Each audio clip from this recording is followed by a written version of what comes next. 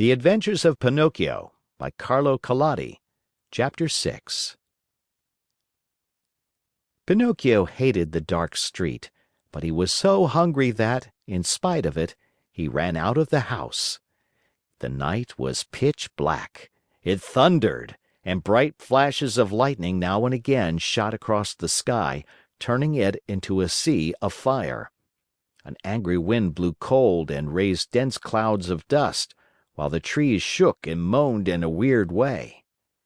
Pinocchio was greatly afraid of thunder and lightning, but the hunger he felt was far greater than his fear. In a dozen leaps and bounds, he came to the village, tired out, puffing like a whale, and with tongue hanging. The whole village was dark and deserted. The stores were closed, the doors, the windows. In the streets, not even a dog could be seen. It seemed the village of the dead. Pinocchio, in desperation, ran up to a doorway, threw himself upon the bell, and pulled it wildly, saying to himself, "Someone will surely answer that." He was right. An old man in a nightcap opened the window and looked out. He called down angrily, "What do you want at this hour of night?" "Will you be good enough to give me a bit of bread? I am hungry." "Wait a minute and I'll come right back," answered the old fellow, thinking he had to deal with one of those boys who love to roam around at night, ringing people's bells while they are peacefully asleep.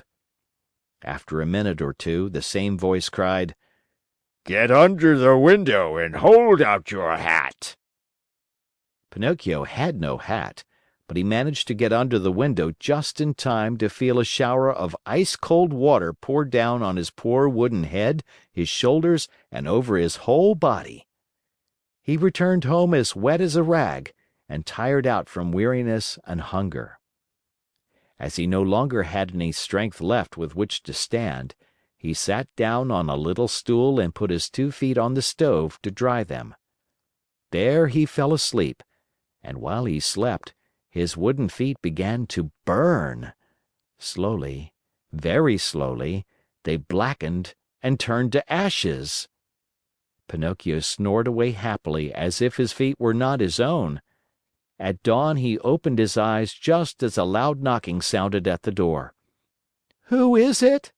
he called, yawning and rubbing his eyes. "It is I," answered a voice. It was the voice of Geppetto. End of chapter.